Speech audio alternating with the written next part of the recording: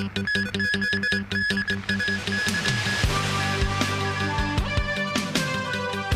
Beijing official urges the Hong Kong and Macau business sectors to persevere in exploring new industries and business models. Suspected food poisoning among passengers on flights from Kathmandu to Hong Kong for the second day in a row. And Donald Trump reportedly considering a declaration of national economic emergency.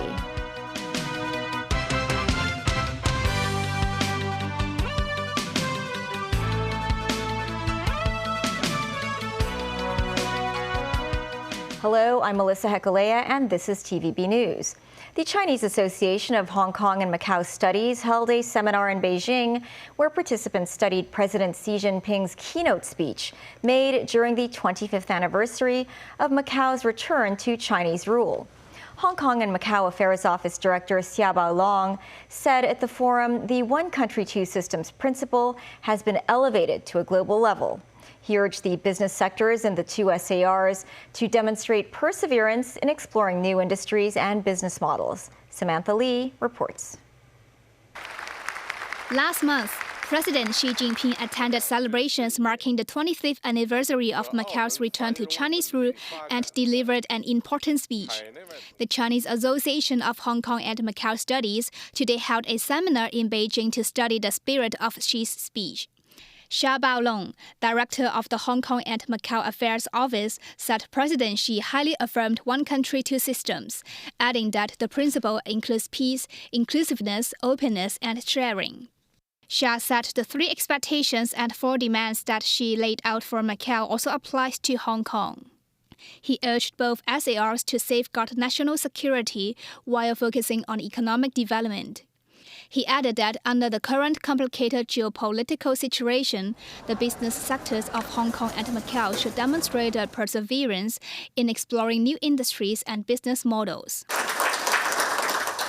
Meanwhile, a seminar via video link was held in Hong Kong. The event was attended by Chief Executive John Lee and the Director of the Central Government's Liaison Office, Zheng Yanxiong. John Lee later said on social media that he will take reference from the Guangdong Macau In-Depth Cooperation Zone in Hengqin, while proactively promote developments in Qinghai, Nansha, Lok Ma Tsau Loop, and the Northern Metropolis, in order to promote economic integration in the Guangdong, Hong Kong, Macau Greater Bay Area. Samantha Lee, TVB News. Financial Secretary Paul Chan said recently the government's deficit for the current fiscal year will be below $100 billion. Two accounting firms have now forecast that the government will eventually post a deficit of over $90 billion. Academics from the University of Hong Kong said the city is facing a structural financial deficit. They said the city will need to undergo a notable transformation to overcome economic stagnation. Mimosing reports.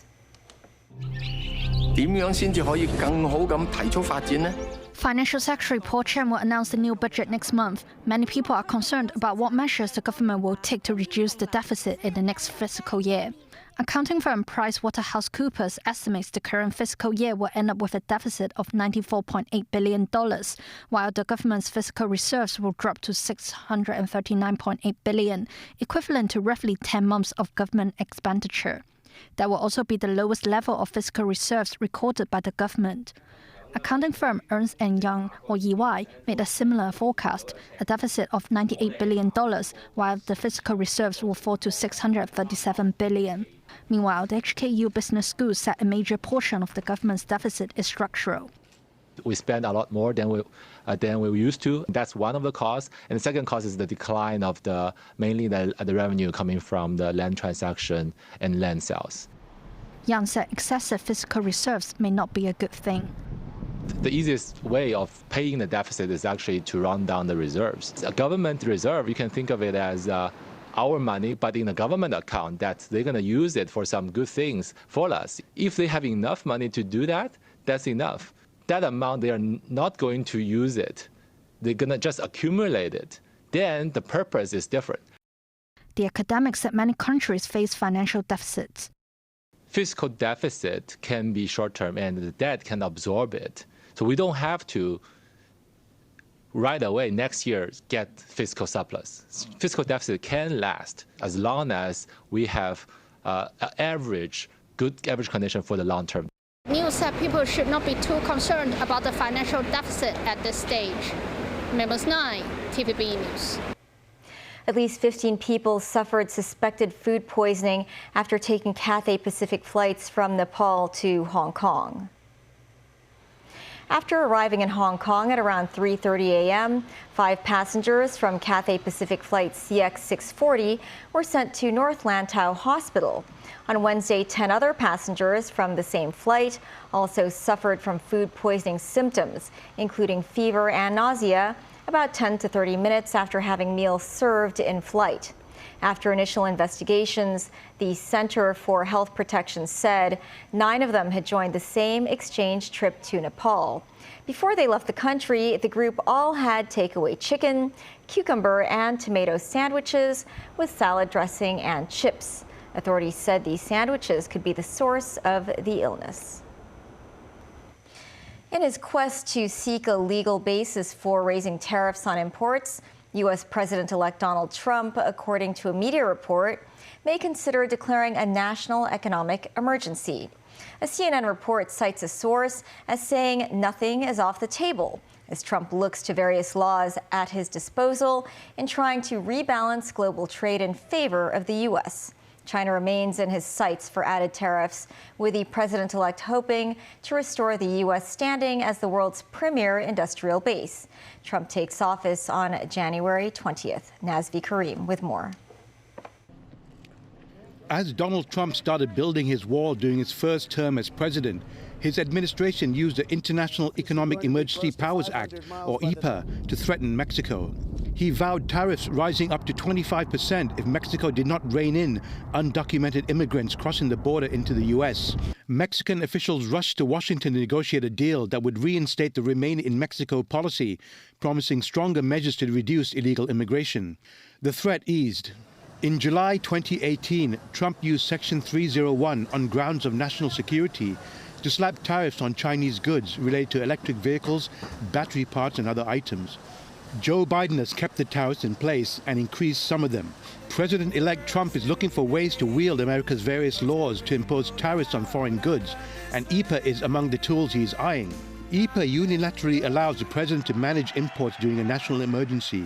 It's a law Trump likes because of his aversion to trudging through the political quagmire to pass legislation. And IPA lacks strict requirements to prove that the tariffs are needed on national security grounds. Another option for Trump when he takes office is Section 388 of the U.S. trade law. This authorizes the president to impose new or additional duties against countries deemed to be discriminating against the commerce of the United States. Weeks after winning the presidency for a second term, Trump said he would hit China, Mexico and Canada with new tariffs on day one of him taking office. Mexico and Canada would be subject to 25% duty on all goods, while an extra 10% would be levied on imports from China. Issues include the flow of illicit drugs and illegal immigration. To declare a national emergency, though, Trump would need proof of such a threat. Supporters of the tariffs say they are necessary to boost U.S. manufacturing. The Coalition for a Prosperous America said that Trump understands the need to rebuild the country's industrial capacity for economic and national security. Nazvi Karim, TVB News. European leaders fired back at U.S. President-elect Donald Trump's renewed interest in taking control of Greenland, the Danish-administered Arctic territory. Germany and France have said borders must not be changed by force. Greenland's local government emphasized the island's future rests solely in the hands of its residents. Danny Zhou has the story. German Chancellor Olaf Scholz led the rebukes on Wednesday, saying the expansionist remarks from the US have triggered notable incomprehension among European Union leaders. This after Donald Trump refused to rule out using US military force to seize Greenland and the Panama Canal, both of strategic importance. Scholz underscored it is a long-standing central principle of international law that borders must not be moved by force, adding that Russian President Vladimir Putin has violated the principle with his war in Ukraine. He called for unity among European nations and said members of the NATO military alliance would ramp up cooperation and enhance their defense capabilities. French Foreign Minister Jean-Noël Barrot declared Greenland a European territory and warned of the resurgence of might makes right policies. Barrot said it is out of the question that the EU would let other countries attack its sovereign borders. Yet, he said, he did not believe Trump would actually invade Greenland. Brussels also stressed the importance of respecting sovereignty. A European Commission spokesperson confirmed Greenland falls under the EU's Mutual Defence Clause, which binds its members to assist one another in the event of an attack. She also downplayed Trump's remarks, dismissing it as wild hypothetical stuff. Meanwhile, U.S. Secretary of State Antony Blinken said during a stop in Paris that Trump's bid to take over Greenland is not a good idea.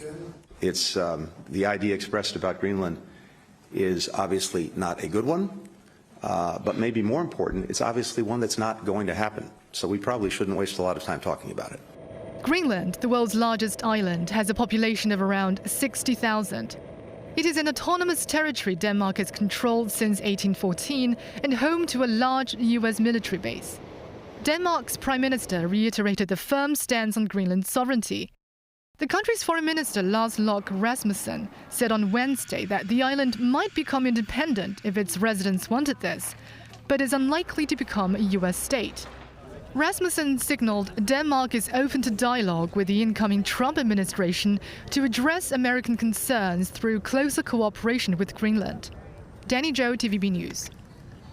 According to a report from the Financial Times, billionaire Tesla CEO Elon Musk has held private discussions with allies about removing British Prime Minister Keir Starmer from his position before the next UK general election. This comes as Musk continues to ramp up his controversial involvement with European politics, sparking concern across the continent. Daniel Rao tells us more. According to the Financial Times report, which cited people familiar with the matter, Elon Musk, the world's richest person and a close ally of US President-elect Donald Trump, has been weighing how he and his allies can destabilize Britain's Labour government. Musk has also reportedly sought information about building support for alternative British political movements to force a change in government. One of the people was quoted as telling the FT that Musk's view is that Western civilization itself is under threat. Musk earlier accused British Prime Minister Keir Starmer of what he said was a failure to prosecute gangs of men who raped young girls when he was Director of UK Public Prosecutions between 2008 and 2013.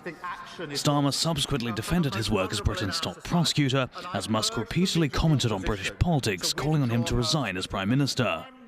Separately, Musk is scheduled to host Alternative for Deutschland party leader Alice Weidel in a live interview on X.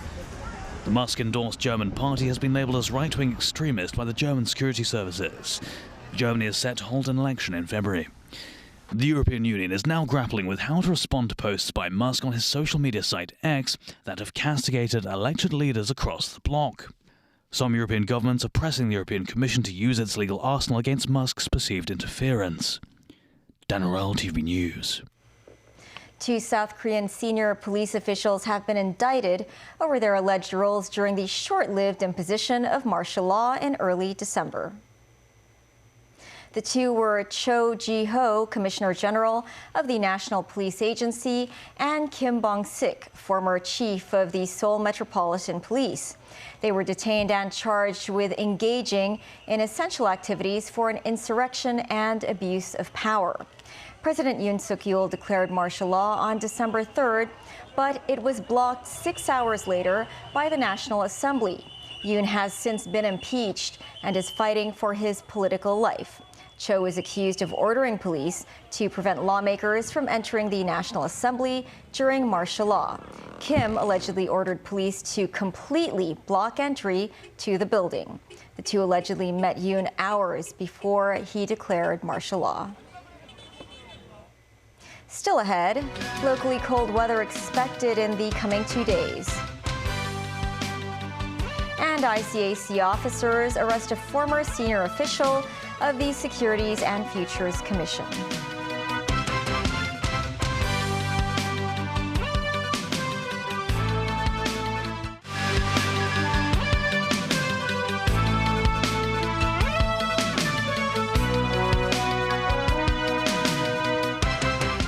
For Foreign Minister Wang Yi is in Chad, just as the Central African country said it had foiled an attempt to destabilize the nation. Wang Yi met Chad's President Mahamat Idris Deby and other leading officials. He said China stands ready to work with Chad to promote all-round development of their strategic partnership. China and Chad have 10 partnership action plans to help the African country in its modernization efforts. Meanwhile, a government spokesperson said the situation in Chad was under control after an attack on the presidential palace left 18 assailants dead and 6 in custody. Soldiers blocked surrounding streets in the capital, N'Djamena. He said the army neutralized what was described as a terrorist attack. And back locally, the cold weather warning is now in force. Weather authorities said the minimum temperature will be 11 to 12 degrees Celsius in the urban areas on Friday and Saturday. The observatory said an intense winter monsoon is gradually affecting inland Guangdong. Temperatures over Hong Kong are expected to drop overnight, and winds will be occasionally strong on high ground. Frost may also appear in inland areas of the new territories and on high ground over the weekend. Weather authorities urged local residents to take measures to keep warm during the cold snap. The Independent Commission Against Corruption has arrested a former Senior Securities and Futures Commission official. Deng Yingxia, a former associate director of the SFC, has been charged with allegedly providing advice to suspects in an SFC investigation into suspected market manipulation. Among the alleged pieces of advice given were how the concerned individuals should conduct themselves during the probe. Deng, who is 48, has been released on bail pending an appearance in the Eastern Magistrates' Courts tomorrow.